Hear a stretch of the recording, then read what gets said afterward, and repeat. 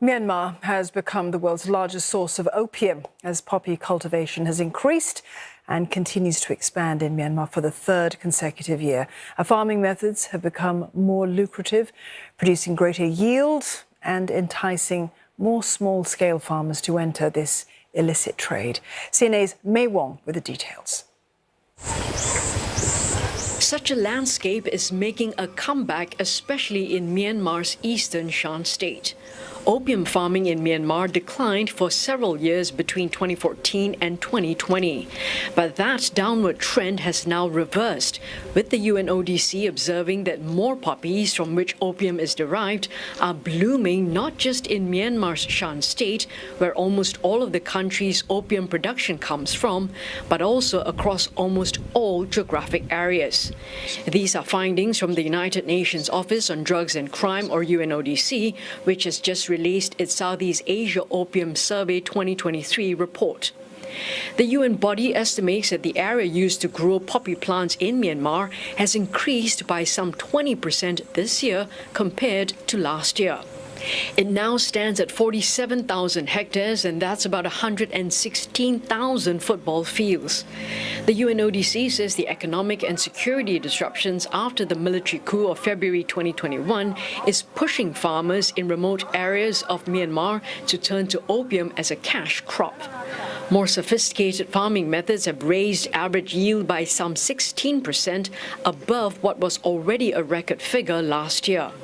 Despite a rise in supply, farmers are also receiving more money for each kilogram of opium, with the UNODC estimating that they're making up to 75% more than they did last year in total. Myanmar has now overtaken Afghanistan as the world's top opium producer after the Taliban authorities banned the crop last April. And the UNODC has raised concerns that a protracted opium ban in Afghanistan may lead to continued high prices and encourage even more farmers in Myanmar to grow poppies. Already, the UNODC estimates that Myanmar's entire opiate economy is valued up to $2.5 billion this year, accounting for up to 4% of the country's GDP in 2022. Though not as severe as in Myanmar, the UNODC has also highlighted the issue of opium in Laos, the first data collected in 8 years. Though the research shows that opium cultivation in Laos remains stable, the UNODC points out that this is worth tracking. Laos is a very big concern for us, mainly because Laos has a very poor economy. Opium's an employer. As the price is spiking globally for opium, we could see more people going back into farming within Laos itself. The UNODC warns that the current trend could further fuel the illicit trade in the Mekong region, which has already been growing with online crime and money laundering. It's almost a perfect storm there because we have methamphetamine at extreme levels coming out of North Shan State for years now, but since the military takeover, we've seen an explosion in supply and very, very low interception rates within the country, and supply really spilling out into the neighboring states at unfathomable levels. We also now see ketamine, and now we see the return of opium, which means the return of heroin. So from a drug economy perspective, extremely alarming.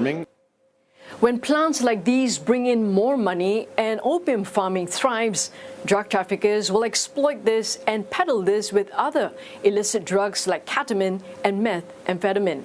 The UNODC is urging regional governments to show more political leadership and address this problem at the highest level with viable solutions such as tightening border security and clamping down on the flow of precursor chemicals used to manufacture drugs like heroin. Otherwise, this could potentially further rock the stability and security in this region. Wong, CNA, Bangkok.